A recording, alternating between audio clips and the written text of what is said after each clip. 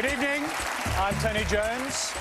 Welcome to Q&A's first high school special, live from Docklands in Melbourne. Tonight, an audience made up entirely of high school students, and on the panel, 4 students who won their places by competing against more than 250 video auditioners. So, joining Q&A tonight, rural advocate Jock Madden from Canaiva College in Western Victoria, Shadow Health Minister Catherine King, aspiring journalist Pinadu Chandrasekera from Melbourne's Parade College, the first female Prime Minister of the Youth Indigenous Parliament, Aretha Brown of Williamstown High, Environment and Energy Minister Josh Frydenberg, and student activist Jacinta Spear from McRobertson's Girls High in Melbourne. Please welcome our panel.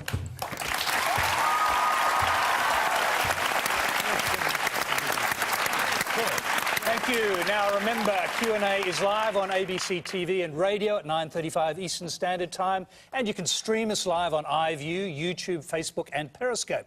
Tonight on Q&A, our audience and questioners are all high school students. So what do the leaders of tomorrow want to talk about? Let's find out. Our first question comes from Louis Gordon. Young people are often viewed as politically disengaged or uninterested people. But when figures such as Bernie Sanders in the USA or Jeremy Corbyn in the United Kingdom emerge, young people can become very influential and engaged. So what can be done to increase political engagement and interest amongst young people in Australia? Aretha, I think I'll start with you as a former Prime Minister, or current Prime Minister. What do you think? What can be done to help engage young people in politics and issues? Well, at this point, my activism is primarily based on my, being Indigenous and what it means to be an Indigenous person. And I often say this, and this is an opinion that I hold that, a lot of people might not necessarily agree with, but at this point in my life, being a young person, I kind of think that, having identity and, who I think I am, it's not as important as being politically conscious at this point in my life. If I could, date this back to anything, Elaine Brown, who was a former, member of the Black Panthers, she once said that, I'm not waiting on any struggle for someone to find out they're black. And so at this point in my life, I'm trying to realise that, not one single person, not one single enlightened person has ever changed the world. It's always been a dedicated collective of passionate people ready to, for actual change. And so at this point, I'm just trying to, start these political, just kind of having conversations and kind of having these discussions and realising that, it's important to be an individual, but at this point, if you really want to help a struggle or a cause, you got to be, part of a group. And so at this point, I think my identity and who I think I am will kind of catch up with me, so. Jacinta, what do you think? And just reflect on what the questioner was asking there. 2 old white men, Bernie Sanders and Jeremy Corbyn, what made them attractive to young voters? Well, I think what made them attractive to young voters is that they actually took us seriously. They took our voice seriously. I think in the mainstream political discourse, there's often an attempt to minimise young people's problems or their voices. I mean, just look at the smashed Avo debate, yeah? But I think, they've really harnessed the power of young people by giving them a voice, by listening to them, and I think that's why they've been so successful. Let's hear from Jock Madden. What's the view from the bush, Jock? Well, to be honest, I don't actually reckon there's enough exposure, to rural kids about politics, because I don't reckon there'll be many of my mates that are really that interested in politics, and it's just because, well, you learn about it when you're young, and then you kind of drop off till you're 17. They send you a letter in the mail saying, please enrol to vote next year. So you've got really no idea what you're talking about, really, or what you're voting for, so... So there's not a lot of political engagement among your peer group, is that what you're saying? No, I'd say not, no. Interest in politics at all? Oh, no, not really. What about... We'll probably come during the course of the program to some specific issues and see where there's interest around that. Yeah. But let's actually hear from Pinadu. What do you think? Well, I think what the questioner was talking about in terms of what we saw in America with Bernie Sanders and then in England with Jeremy Corbyn, I think what we saw there was a reactionary to the populist movement that we saw. So we saw Donald Trump being elected in America and then the Brexit in the UK. So what we're seeing here is a reaction to that populist movement. And this resonated amongst younger voters who thought that their ideals and that their motives went better with those candidates. And I think it's quite clear because in America, more younger people voted for Bernie Sanders than those who voted for both Donald Trump and Hillary Clinton combined. And in the UK, the exit polls showed that Jeremy Corbyn had 34% more of the younger vote. So I think the main issue I think that caused this was that our generation, so those who were born, say, after 1990, we were kind of born to take the capitalistic system of freedom for granted. We were born into a capitalistic society. We weren't there when there was a battle between socialism and capitalism in the 60s. We weren't there when they fought for economic freedom. And I think we're taking this for granted. Yep, Catherine King, obviously if politicians are listening to the message that came from the Corbyn and Bernie Sanders, what they call youth quake, is that message being learnt by Australian politicians? Look, I think it is, and I think the first thing to say is that, my experience is that young people are pretty politically engaged. I think that, from broad global issues to local issues, and I think part of the job of a local member of parliament is to make sure, A, you're listening, but also that politics is relevant and that politics isn't something that happens somewhere else, that it's actually part of everyday's life. There'll be politics in your footy club every single day, and that's pretty much, we do that on a grander scale. It's really trying to make sure that it's relevant and that we're actually, listening, as Jacinta says, and actually engaging in the issues that matter to people. Does Bill Shorten, your leader, think he can actually take something from this, take lessons from Corbyn and Sanders? Is he, in fact, trying to be the Australian Corbyn? I don't think he is. I think Bill's trying to be Bill Shorten, and that's exactly who he is. And I think he's someone who's always been really actively engaged with young people and with standing up for equality and making sure that we're actually listening to people who are disenfranchised at different points in time. So I think Bill Shorten's trying to be nobody else but Bill Shorten, and hopefully, if we're lucky enough to be the Prime Minister of the country. I also think that being part of certain minority groups, you kind of don't get a choice of going into politics. You're kind of born into it. And as an Indigenous person, I know for a fact that politics has changed my family history and everything that I've come to know and respect about a system. On this case, maybe not so much kind of, find, attractive about a political system. And I think that, we don't always have the option of kind of being involved in it because you are... You're saying you don't have a choice? You don't have a choice at all because, you don't get a choice. It's kind of a privilege, I think, to kind of want to be interested in politics when someone who is Indigenous kind of is, for so long kind of been, I guess, kind of controlled by it. Josh Frydenberg, what do you think, in listening to this, do you see a kind of youth quake coming at the next election, and are you prepared for it as a government? Well, I don't think anyone's really prepared for it until, such a major transformation occurs. But I think young people today are more engaged, more empowered than any previous equivalent generation. And I think the reason why is because of the improvements in communication. They're more connected than ever before. Now, this is a whole new opportunity for young people because they can have an impact, they can have their voice heard. And for politicians, this is also a great opportunity too, because we can tap the ideas from young people. And I think we can't ignore it, but at the same time we should resist that siren song of just wanting to promise everything to the younger people because we believe that's what they want to hear. I think we need to take them on the journey and work together with mutual respect. Josh, our questioner, Louis Gordon's got his hand up. I'll just quickly go back to Louis. Quick comment, Louis? Yeah. Do you think do you think an alternative figure such as Bernie Sanders or Jeremy Corbyn could emerge in Australia?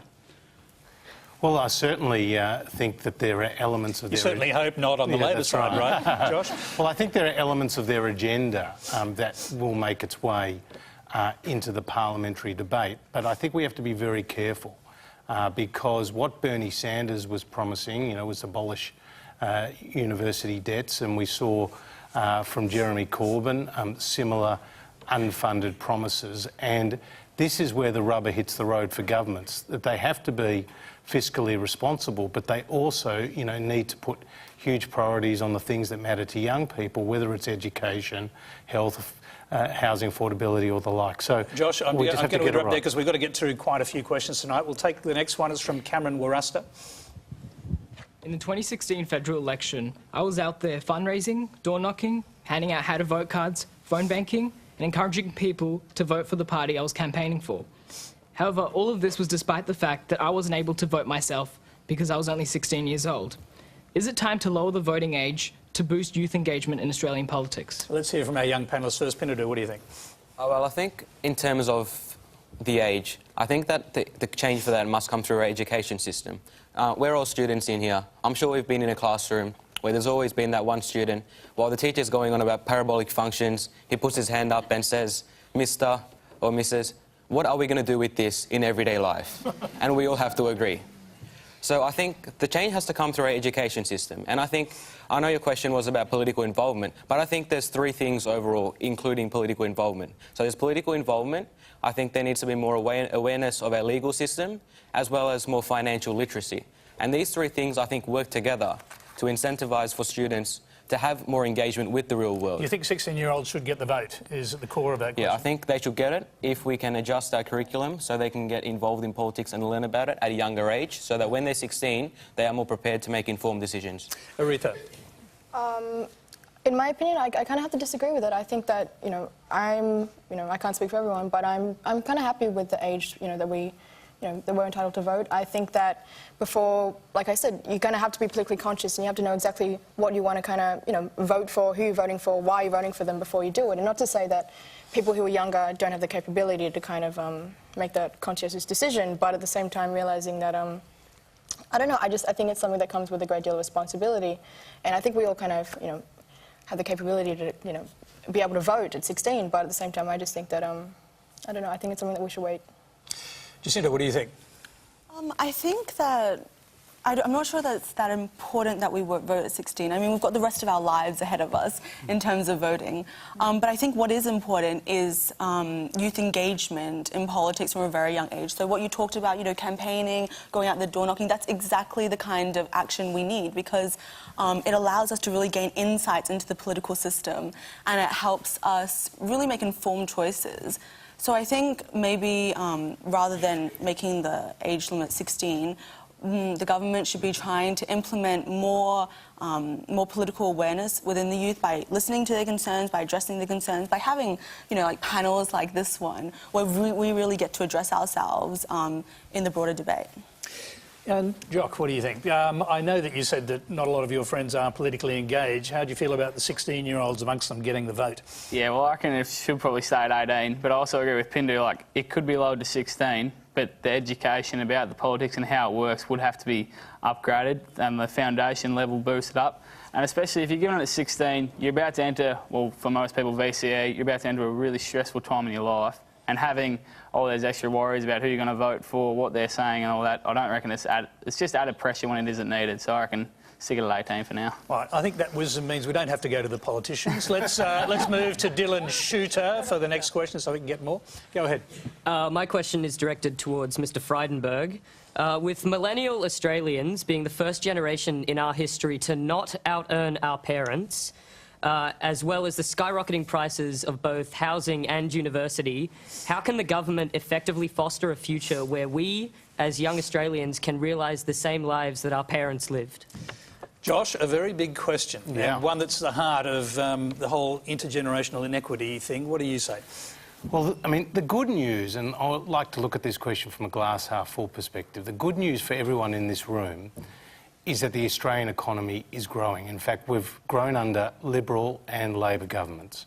We are in our 26th consecutive year of economic growth, and we're the envy of most countries in the world for that.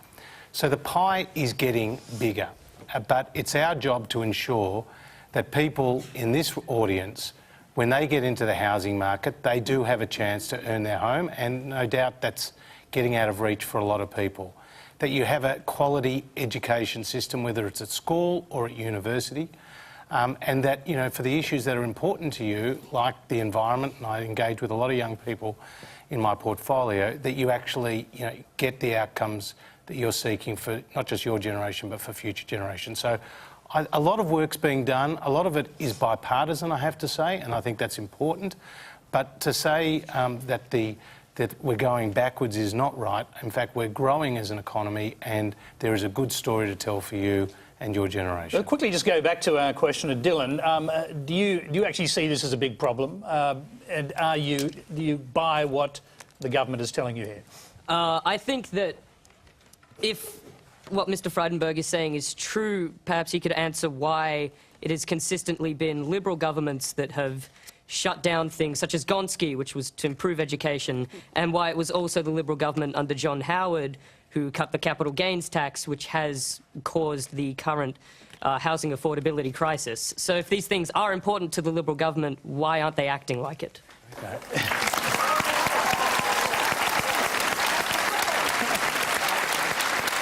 Josh, he put you on the spot there, but I'm going to ask that you keep your answer brief so we can hear from our other panellists. Well, we're very proud of the fact that we've just passed the new education funding package, which is a $23 billion increase. Cut.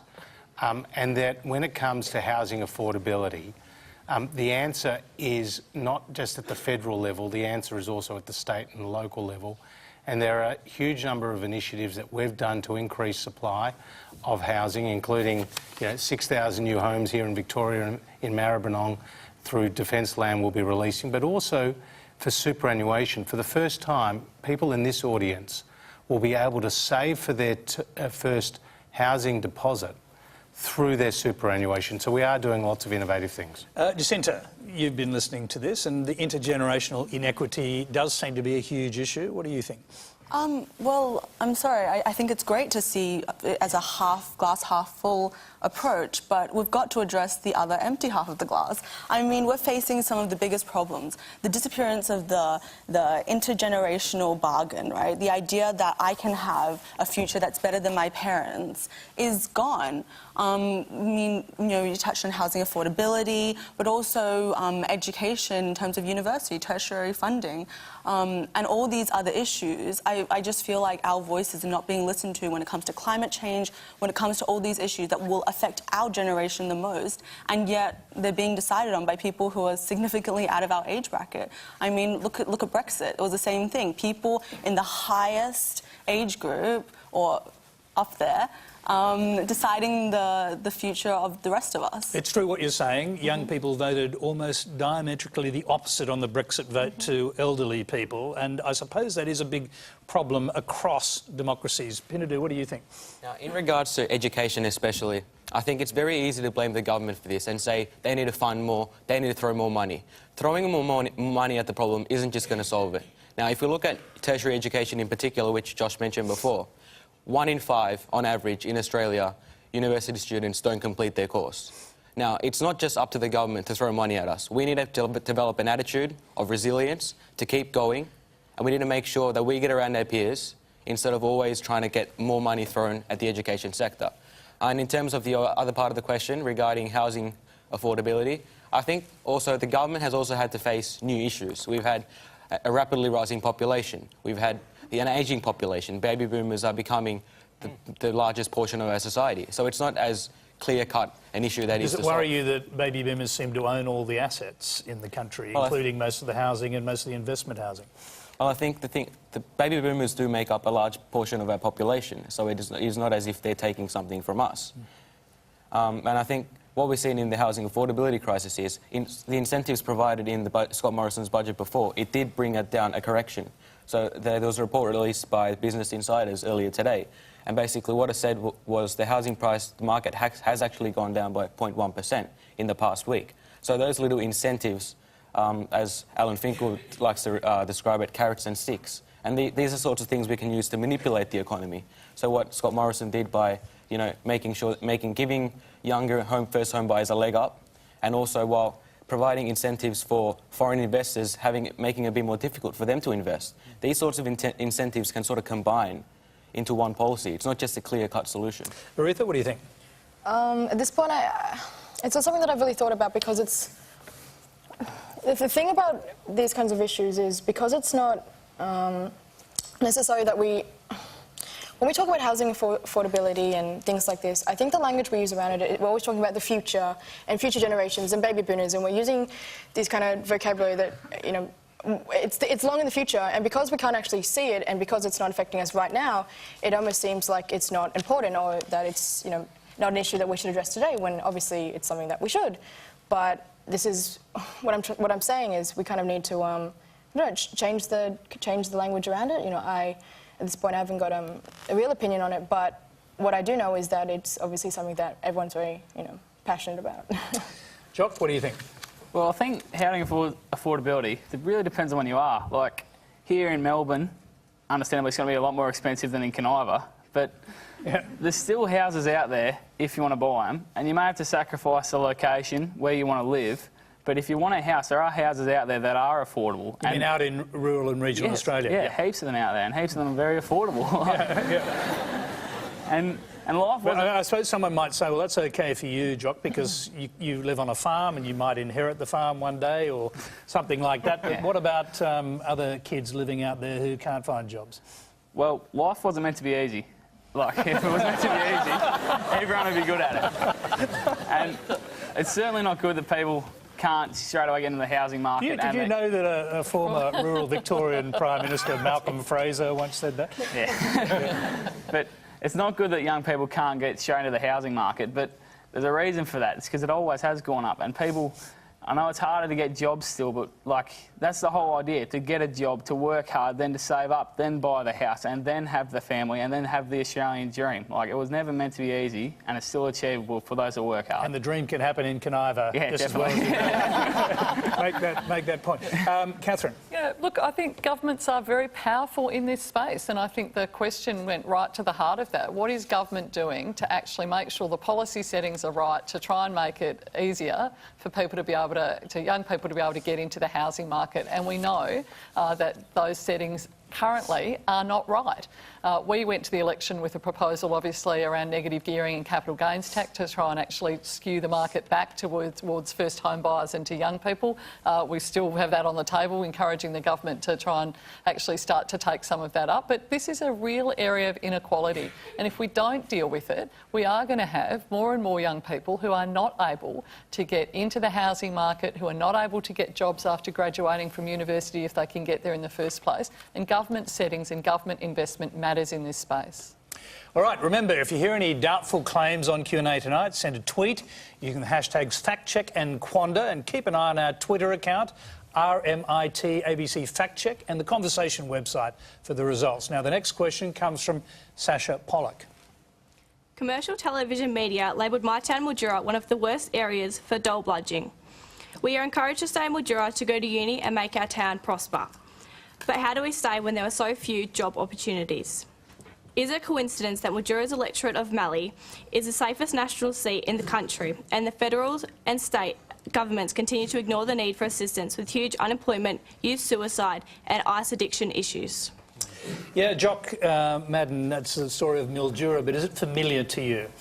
Oh, not as much, I feel, but I feel the reason that there's not much change is because sometimes in safer seats in electorates, there's no need, well, I shouldn't say there's no need, everyone needs to be looked after still, but if it's safe, there really isn't any need to have expenditure there to gain voters for that party. And really, if it's really, really safe, the opposition aren't going to invest there because it's going to take a lot to try and swing the vote. So it would be good to see change, and yeah, well, it needs to change to get more employment for youth. Does that mean it'd be a good idea to get rid of a few National Party MPs and replace them with some other party? Is that independence, perhaps? Definitely not? Nah, keep the Nationals. Catherine King.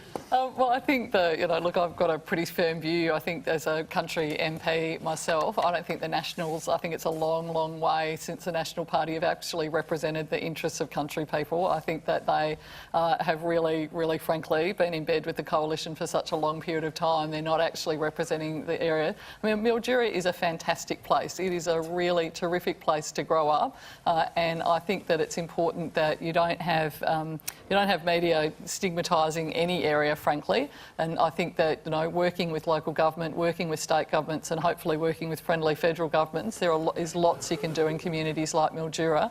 But it is a pretty rich ask when unemployment is where it is, and there's lots of economic development opportunities that are needed out in your area, and the Nats need to, frankly, do a lot better by country areas. Aretha, you've lived in both worlds, regional Australia and now in Melbourne. Where do you think the best opportunities are for young people? Obviously it's the city, but that's a problem in itself. From that question, the one kind of term that I picked up on was dole bludging, and for being part of the Aboriginal community, it's something that time and time again is, we're kind of thrown this idea that, as an Indigenous person, you get things free from the government, and you don't have to work hard for what you got. You rely on certain welfare, statures, I guess. And what I kind of think about that is, obviously we need to empower people in these certain towns where they don't feel the need to kind of, I don't know, not so much not rely on certain welfare kind of facilities, but at the same time not feel guilty about it either, because you kind of have to realise that quick cures don't cure diseases, they prolong them. And so at this point you kind of have to realise that being a dole bludger, whatever that means, whatever the term means, there shouldn't be any shame in it, because people do rely on kind of welfare, and the people that do rely on welfare are often from these kind of communities or country, regional parts of the world. And unfortunately, this is something that we have to deal with. We have to realise it's not a disadvantage at all, and something not to kind of. You're saying where there aren't as many opportunities to get work. Exactly, and there shouldn't be guilt that comes along with it, especially stigmatised by the media. Josh Frydenberg. Well, I don't think people, either in Mildura or in this audience, are interested in political sledging. They're interested in solutions.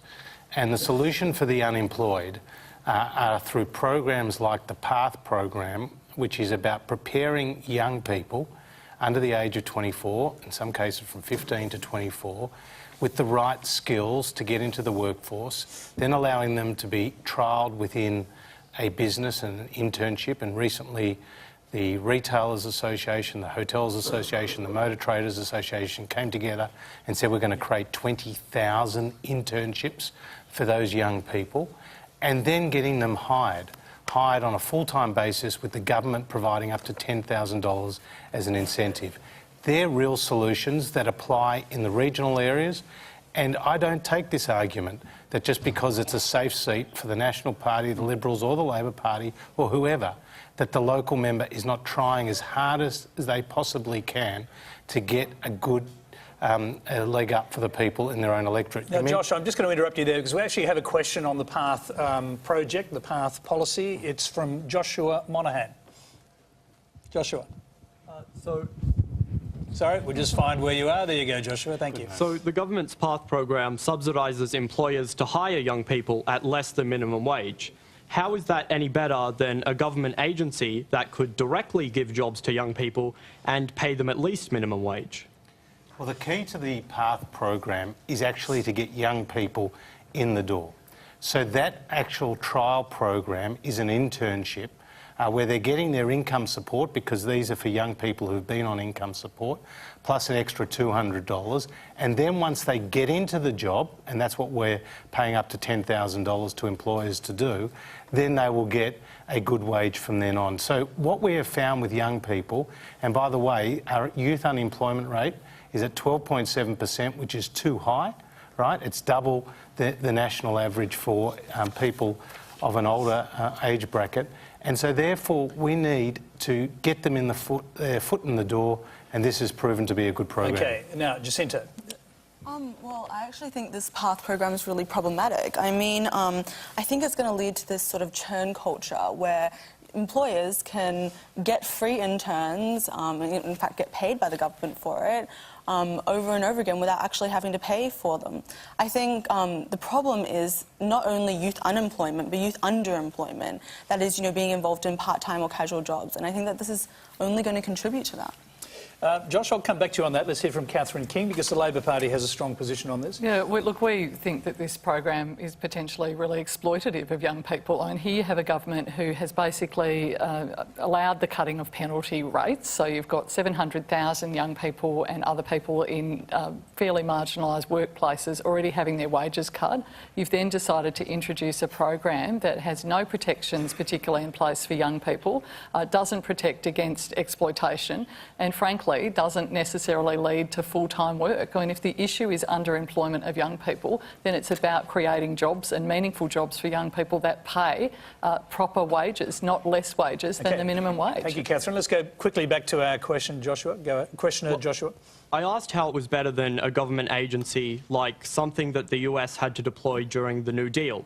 And since the Liberal Party is, I think, a party dedicated to the free market, why is it a more free market solution to bribe employers to hire young people than to give them jobs yourself, give them experience and then let them go out to private enterprises with that experience when their turn at the government job is up. Right, now I don't think you can expect Josh Frydenberg to be a champion of Roosevelt's New Deal, often considered by Conservatives to be socialist.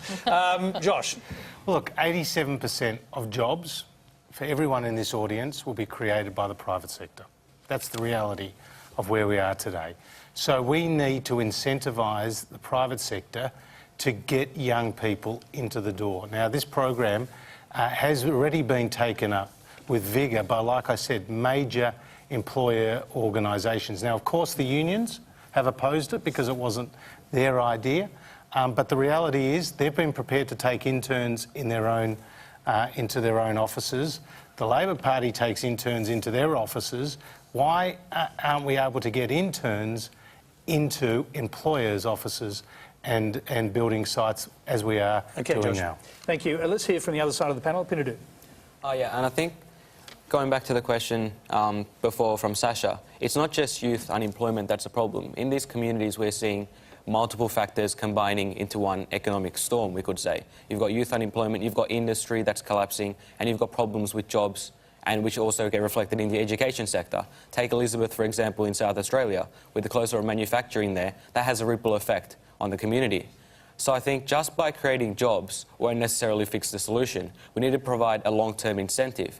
Now, going back to what Josh was saying, I think the PATH program is a way to get in the door, and it's not necessarily going to, it might not guarantee a position, but getting them in there, getting them in that environment and giving them that experience, that is vital. Experience is a very vital thing in the labour industry. Now, what we saw recently, when the Turnbull government got rid of the 457 visas, we saw an example in the IT industry where they were outraged because they get most of their employees from this program.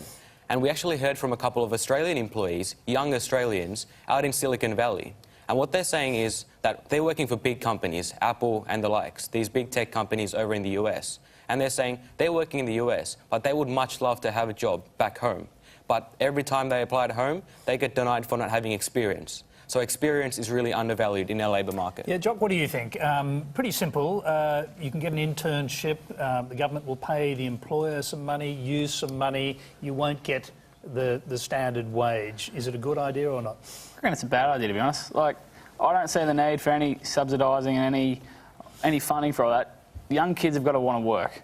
There are jobs out there, doesn't matter what it is. There will be jobs out there. It could just be sweeping a floor at a factory or something. There is jobs out there. If people want them, they can find them. And then no matter how little it is, that banks up as experience. And then you can move up, get more experience. And then all of a sudden you've got the experience to qualify for the job you actually want. So there would be work out there. It's just a matter of wanting to do it and wanting to get that experience. OK, we're hearing a range of strong opinions. We've got other subjects to talk about. Let's go to our next question from David Trevorrow. The new Super Ministry for Home Affairs is meant to make us feel safer. But with a lack of judicial oversight, reduced accountability and unprecedented power given to one person, how can we trust it? Jacinta, that one person will be Peter Dutton. I think it's part of a worrying trend towards like this centralisation of power, which I always think is a bad idea in a democracy. I mean, the government sort of not provided any real data on how this move will be good for the intelligence agencies. It's been, expert opinion, which I think is really worrying because it seems like this is something of an internal political move to soothe over tensions in the Liberal Party, rather than an actual legitimate home security concern. Josh, we've heard that critique, and it's a pretty powerful one. Why do we need this super ministry? Well, firstly, you've seen a super ministry like this in the United Kingdom called the Home Office, and the Prime Minister recently consulted with Prime Minister Theresa May, and we have been consulting with the relevant security intelligence agencies. We also had a comprehensive review into intelligence by Michael L'Estrange, a former senior diplomat, who said that such a move through the machinery of government is actually logical. And the former head of ASIO, David Irvine, has also been very supportive of the move. What we need to do is get an integrated approach to border protection issues, to intelligence, which comes primarily at the domestic level from ASIO, and from law enforcement, which is the Australian Federal Police. We have been very successful to date in recent years. Since 2014, the country and our intelligence and law enforcement agencies have prevented 12 purported attacks. And so the threat is real, but we believe that having an integrated policy-making and strategic approach will be beneficial. Is it odd to you, Josh, that even former Prime Minister Tony Abbott seems to be questioning the necessity for doing this? Well, Tony Abbott obviously has a different view on a number of things. Well, especially who should be Prime Minister, I suspect. Well, look, you know, Tony has made those views clear, obviously, in lots of different areas. And but in terms of the professional opinion about what we're doing, there are a number of very senior voices who are supportive of it, and obviously I think Peter Dutton's proven in this area. Well, let's hear from the other panellists. Pinadu. Well, I think overall this Home Affairs Ministry is designed to make our border security more streamlined. We have ASIO, the Australian Federal Police, they're all working together. That's the outline of this deal. They're all in one super ministry because they want to link up the dots. They want nothing to fall through. Like if we look at the US, you've got the FBI, the CIA, Homeland Security. It's such a wide and intricate, complex network that there's always a chance that one vital piece of intelligence may fall through. And now what we're doing here is we're streamlining it. And we're making sure that nothing falls through. Everything goes up properly through the chain of command. And we're not just dealing with intelligence here. We're dealing with national security, cyber security. We're dealing with national issues which may potentially put the lives of Australians at risk. So it's very important that all these agencies are connected and they're all working collaboratively and in a streamlined way to make sure that Australia is as safe as possible. Catherine King, do you accept that? Does the Labor Party accept that? Well, I think that kind of notion, because it's... I think the first thing is that, you know, the only reason for doing something like this has to be for national security. We've asked for briefings, as is our right in opposition, that the government hopefully will have as forthcoming. This should not be for political reasons, and I think there is some cynicism, given the current state of play within the Liberal Party, that this is for political reasons. I think there are some serious questions around the constitutionality, the separation of powers and judicial review, and it will be absolutely incumbent on the government to prove that this is necessary for security reasons, not just for political reasons. It's a very, very big call to have made. OK, we'll go to a related question. It's from Sondus Samak.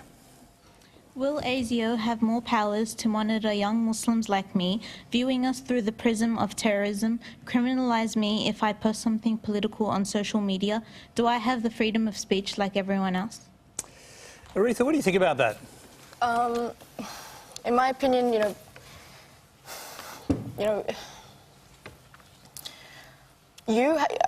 have the right to kind of you have the right to stand up and face the world, like you have the right to be there, and you have the right to stand up and criticise the world, and you have the right to post whatever the hell you want. And at this point, if there's certain organisations that might intimidate you or feel as though that you haven't got the right to say what you want to say, then I honestly don't think it can be for the best. And obviously, I can't speak for the Muslim community because I'm not Muslim, but at the same time, you have to realise that you have rights. These are not needs, these are rights. And, if you can't say what you want to say, then I don't think anyone else should be able to either.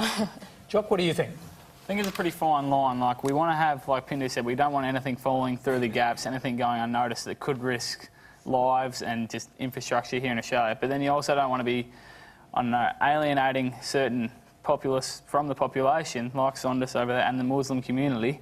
It's unfair to alienate them, especially saying they aren't the ones causing the fear, they aren't the ones stirring up this hysteria. So, yeah, it's a very fine line. Jacinta. Well, I don't think ASIO should be, putting more monitoring on Muslims. I think they should be protecting them, like all Australians. And I think, obviously there's a certain demographic that's most vulnerable to extremist propaganda, and we should have like more education systems and mental health services available to the most vulnerable young people so they don't become targets for extremism. And I think that's a much better way to go if we really want to fight for national security, rather than marginalising a certain group of our population just because of their religion. Josh, do you want to respond to that?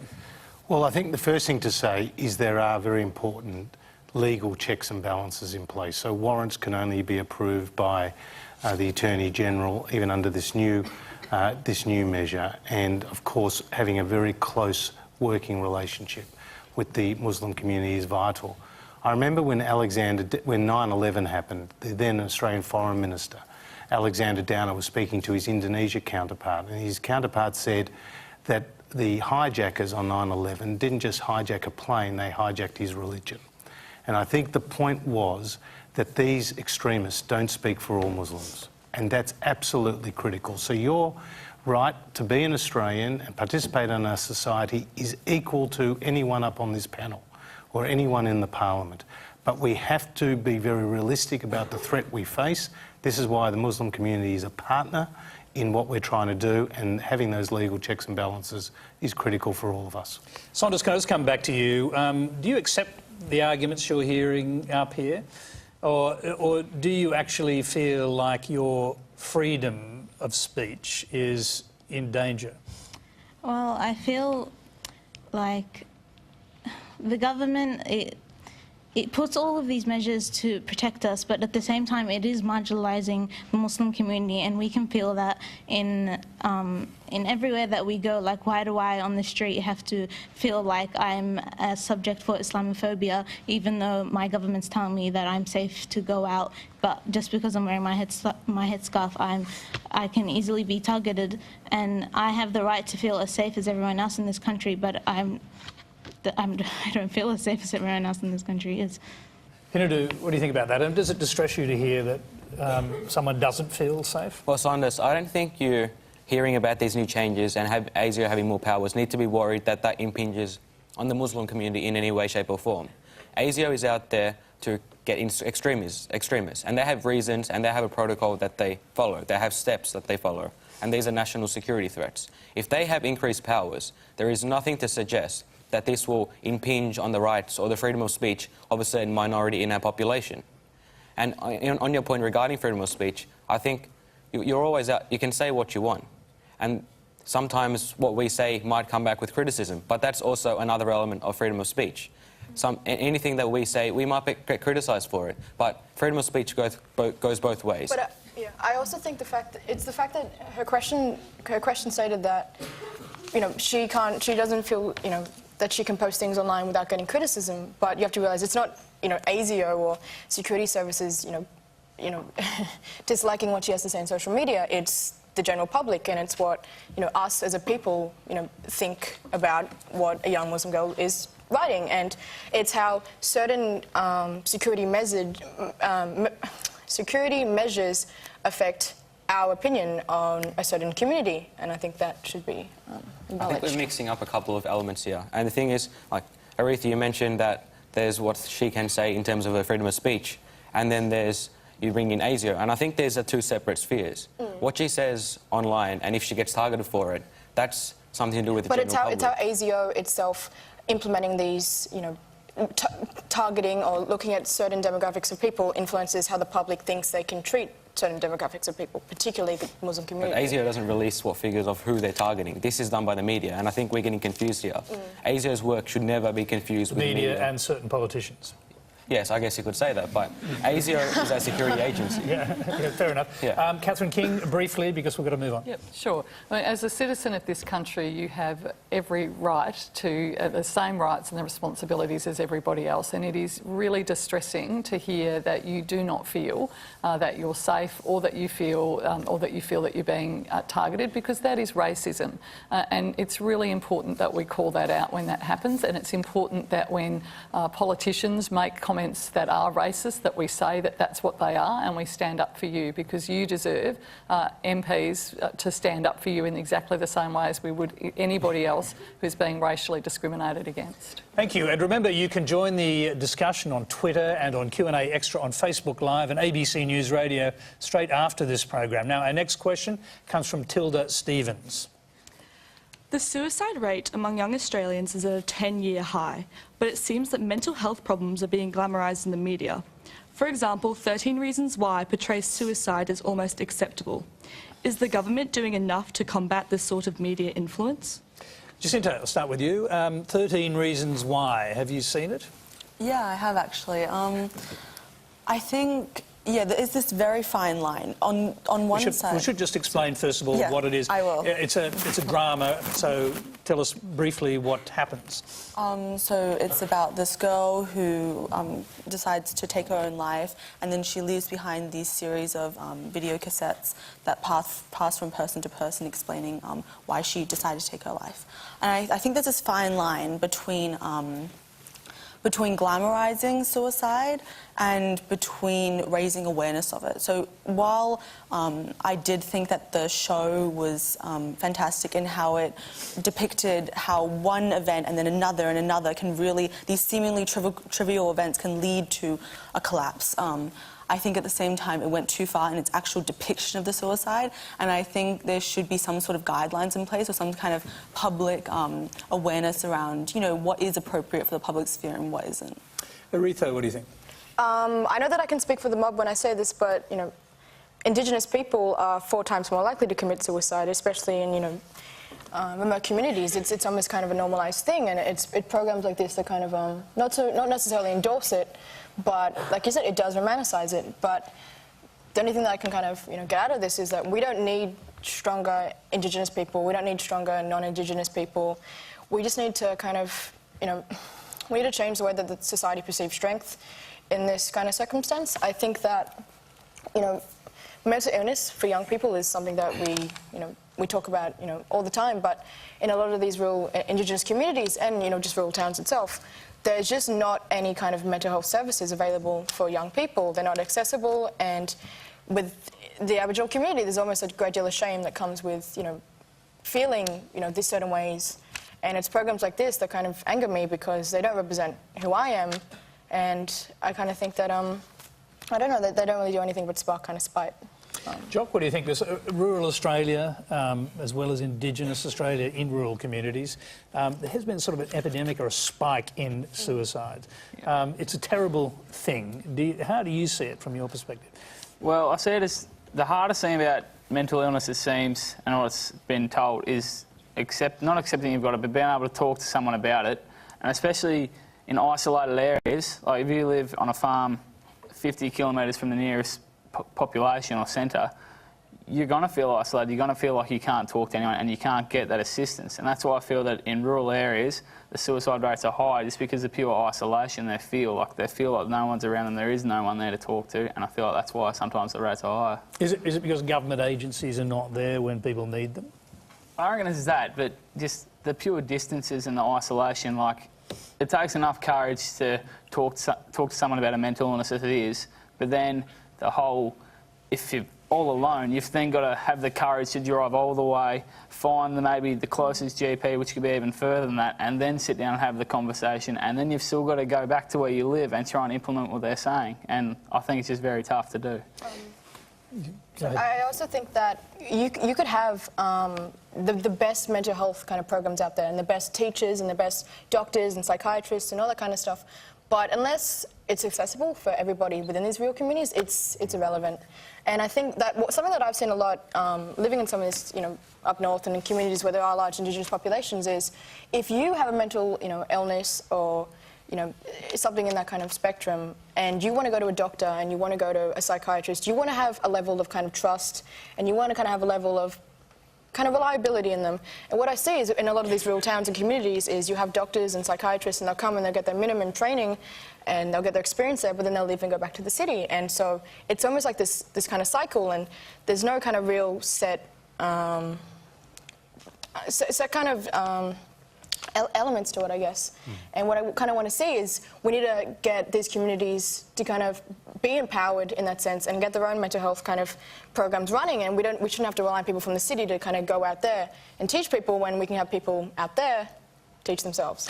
Catherine King, what do you think? And just link this, if we can, to the reports suggesting that the teen generation that we see now is the most depressed in the nation's history. These are reports that have come from various studies. Sure. For the first thing, I haven't actually seen the program, and it would concern me if you had a program that was had gone to the levels of which Jacinta has talked about. I think that there's an issue around discussion around suicide versus, in fact, glamorising it, and I think that's a real boundary that program makers have to be very, very careful of. Young people of this generation, mental health is a significant health issue. We've got a lot of work to do in destigmatising it. It should be exactly the same as if you've got any other health issue, that you should be able to access the services you need and you should be able to access evidence-based treatments. And our mental health system at the moment is broken. That is not what happens. It's not what happens in country areas. It's not what happens in outer metro and city areas. We've got a lot of work to do to actually put the services in place, but actually integrate those services into so that they are part of our mainstream health service. And it's something I think the government's done some good work on. We've seen the expansion of headspace facilities across the country, but there is a huge amount of work to do, and this is really an epidemic that is got well and truly beyond us already, and it's not something that we should tolerate. We shouldn't be losing young people. I'm sorry, I don't mean to interrupt you. We are sort of running short. Now, Josh, I know you want to get into this. There's been figures that suggest that 22.8% of 15 to 19-year-olds are exhibiting serious mental illness. Now, if 1/5 of young people in Australia were suffering from cancer, it would be a national emergency. Why isn't it? Well, I think it is a major, major issue, and I agree with Catherine that we do need to destigmatise it, and I think the work that Julia Gillard's now doing with Beyond Blue and Jeff Kennett before her is a good example of where bipartisanship can really make a difference. I think we need access to the best available services, and one of the things that we're now doing as a government is telehealth, so that we're using video conferencing and the like to get access to psychologists and other appropriate services to people in regional areas, and I think that's very important. And then finally, I think it's about building coping skills. Now, it's about coping skills not just once you've got depression or you're dealing with the drug addiction or the pressure of high school, but it's actually dealing with it beforehand. And that starts in our schools and building a level of resilience, which I think our educators need to focus on. All right, we're running out of time. We've got to get as many questions as we can. We had so many good ones. There's another question from Ramisa Bouya, different subject. A UN climate change study has reported that the Great Barrier Reef will not exist by the end of the century. On top of all this, the new Adani project that the government has approved involves dumping 5 million tonnes of dredge spoil into the reef. Despite the obvious environmental effects that this can have on a World Heritage Site valued at $56 billion, the federal government is planning to loan Adani's project $1 billion loans. Is Australia really going to trust Adani with the Great Barrier Reef, especially with the company's dodgy past? Now, Josh, I know this is your area, but I want to hear from our young panellists first. Jacinta. I think the government is really behind the political discourse on this one. I mean, climate change is such an important issue to young people. And I think, when they're going forward with proposals such as the Adani coal mine, it's really disheartening because it feels like our voices are not being heard, and there's this disconnect between what the political elite feel and what we as ordinary people, especially young people, feel. This is an issue that's going to affect not just my generation, but also generations to come. And I think we really need to be thinking long-term rather than short-term and focusing on the impacts in the future. So you mentioned how Adani doesn't have very good history with these sorts of things, and I think this is the sort of problem that we can fix with stricter government intervention. If we're going to loan out the money for this project to go ahead, then it should come up with a set of conditions.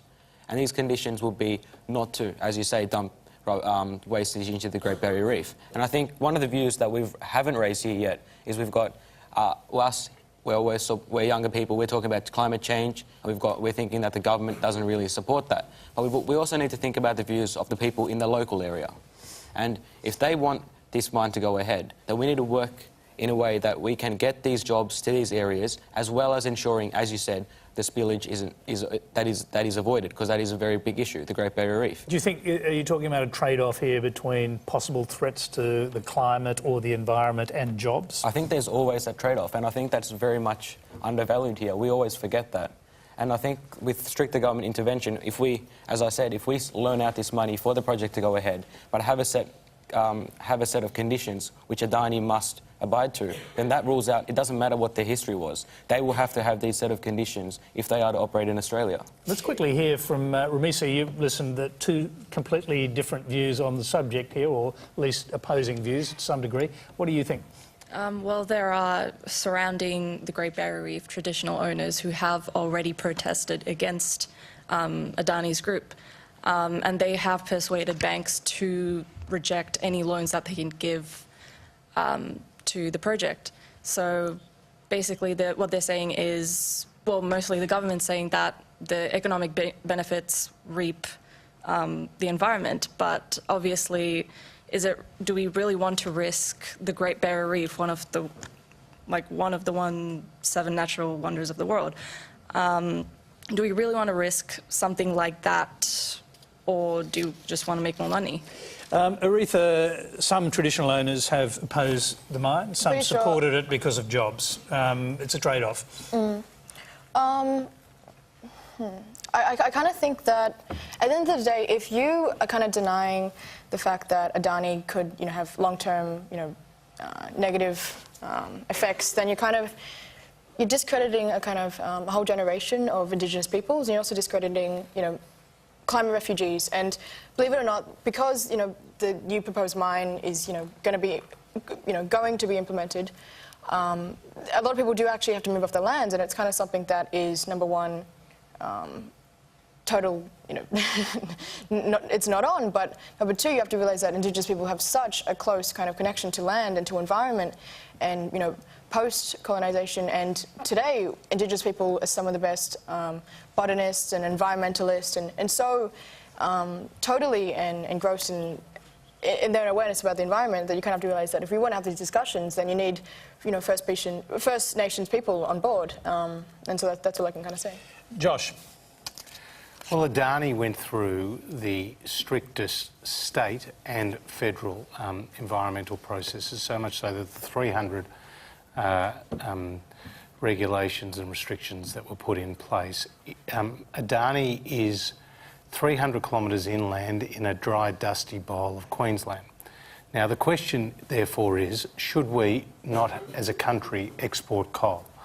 And I would put to you that we should be exporting coal, because it's not only our second largest export, providing huge export income for us, but also that Australia's coal is lower in sulphur and lower in ash than other countries, and were we not to provide that coal, then other countries would fill the void.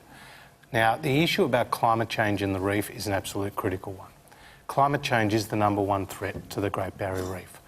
I was pleased that recently the UNESCO World Heritage Committee that looked at the reef didn't put it on the endangered watch list. That being said, we are working closely across political lines, across state and federal jurisdictions, on a $2 billion package to try to breed the resilience of the reef. So we take climate change absolutely critical, but we can't sell out regional communities who are involved in coal, because it's not simply a question of closing down that mine and not seeing it pop up somewhere else. Does burning coal make global warming worse? Quick question. Coal is high in CO2 emissions, and the way to reduce the impact of climate change is to reduce the overall carbon footprint. But what the environment is interested in is not whether it comes from coal or from a vehicle. It's worried about the overall amount of CO2 in the atmosphere. So from a government's perspective, we have to have an all-of-the-above approach. We have to have an approach that's focused on renewables, and there was a 5-fold increase in renewable investment in Australia in 2016 compared to 2015. We have to have standards around our appliances and the built environment to reduce emissions. And we have Josh, to I'm going to have to bring you to an end here. I'm sorry about that. We have time. We really are running out of time. We've got time for one last question. We should get to it. It's from Jasmine Kinderis. Go ahead. Australia is one of the most developed nations in the world. However, we are still denied the right to marry who we love. The Constitution of Australia prevents the Commonwealth from establishing any religion, yet Conservative politicians, usually with religious ties, are the ones denying the right to equality. Why is our Conservative government trying to keep Australia from same-sex marriage? Yeah, I'm going to start.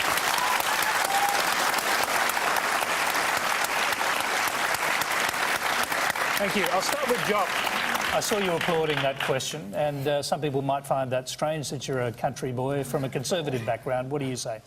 Well, yes, I'm a country kid, but Mum and I were talking about this before.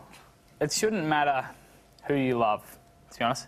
As long as you are a decent person, you're understanding, you abide by the laws, you just do everything as you can to be a good person, it shouldn't matter who you love. And that means no one should be able to say you cannot marry them.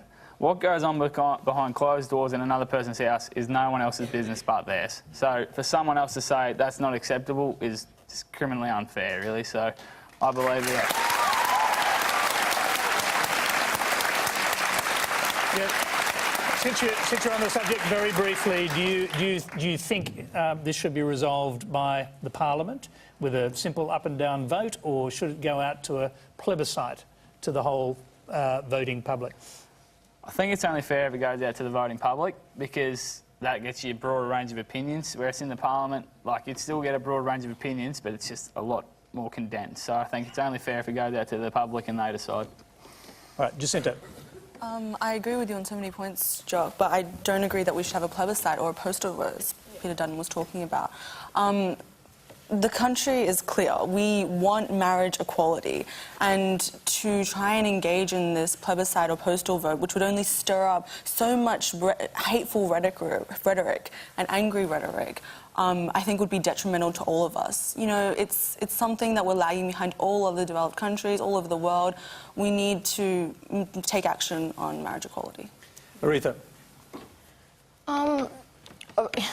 We're at this point now where I'm pretty sure, you know, the consensus amongst young people is that we want marriage equality, and we need love, because, you know, no man and no woman, you know, knows exactly who they are, and, you know, at this point, we need love because. I'm sorry. There's something. It hits really close to home. Being part of this kind of community, understanding that there are certain people that aren't going to agree with what you have to say. You kind of have to realize that, you know, love is where you find it. Love is where you know it will carry you, and that you need it, because I think a person is left dangerous if they don't have love, because it teaches you humanity and it teaches you how to suffer. And to think that there's certain people out there that, you know, they don't have the same rights as, you know, a person sitting next to you. It's just, you know, this is supposed to be Australia in the 21st century, for crying out loud. And yet I couldn't marry someone if I really loved them. And I just think that's, you know, we say we're progressive, but at the same time, I'm kind of left, you know, kind of broken when I think about it. Let's hear from all of our young panellists on this. Penadu. Personally, I think we should have a plebiscite, because everyone needs to have a say. When you are doing something as fundamental as changing the definition of marriage, something this fundamental, there is no going back. Once you do it, that's it. And I think everyone has to have a say on this, and I strongly support a plebiscite. Because, as Jock mentioned before, in Parliament you have 150 members who might not represent all the views in Australia. And another thing I'd like to mention is, if a parliamentary vote were to go ahead, there's always a chance that political interference could come into this. In a plebiscite, every Australian votes in a private voting booth where they get their chance to have their say. And then, as the current Liberal government has promised, they will go with whatever the outcome of the plebiscite is. So I strongly support a plebiscite on this issue. I'm just going to quickly go back to our questioner, Jasmine. What do you think? So in the 2017-18 budget, the government has actually allowed for, I believe it's $1.8 million into the plebiscite, even though society, well, not society, the youth know that it was a catastrophic failure last year. I think it's 170 million. Sorry, yeah, my that's apologies. all right. That's okay. But if you bring the plebiscite into this, you're leaving minorities such as, you know, trans people, bisexual people, gay people, everyone, they're open to, you know, discrimination. This is something I hold entirely close to my heart because it hits far too close to home. I'm from regional Victoria, so I live about 3 hours away. And in regional Victoria, we're more accepting. When you come down to Melbourne, you just see people giving you weird looks, giving my friends weird looks on trams. And then in regional Victoria, it's just like, oh, you're gay, that's cool, whatever, let's keep going. So you can open it to the plebiscite, you can open it to the public, but in reality, it didn't work. And you're just opening everybody to attack people who don't need that. And you're denying people the right to love. I completely respect your views, your opinions, your values. Everybody is valid. But if people are going to be openly abused in public because they're holding hands, that's pretty disgusting. Josh, just a quick one on this, and I'll put it as a question since we've heard about love here. Why is it okay for the Parliament to decide on war but not on love? Well, we made it very clear that we would go to the election with a plebiscite policy, and dare I say, if the Parliament had voted for the plebiscite, based on the polls today, we would have gay marriage in this country, and I personally support that. The issue here is that we took a policy and that we want the public to have its say. And when we did say that back in 2013, even Bill Shorten was supportive of that. So I think we can allow the Australian people to have their say. And I think you made a very good point there, which was you respect the passion that people have on this view, on these views. And there are people who are very passionate against, just as there are very many people who are passionate for. And I have great confidence in the Australian people to be able to debate these issues, and once it's done, it's done. OK, very quick response from Catherine King. You've changed policies all the time. I don't know why you won't change your policy on this, frankly. We should just get this done. OK.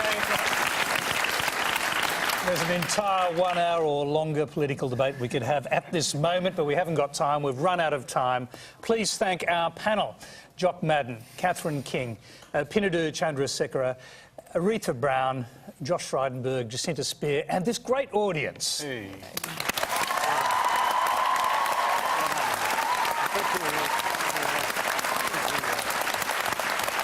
Thank you.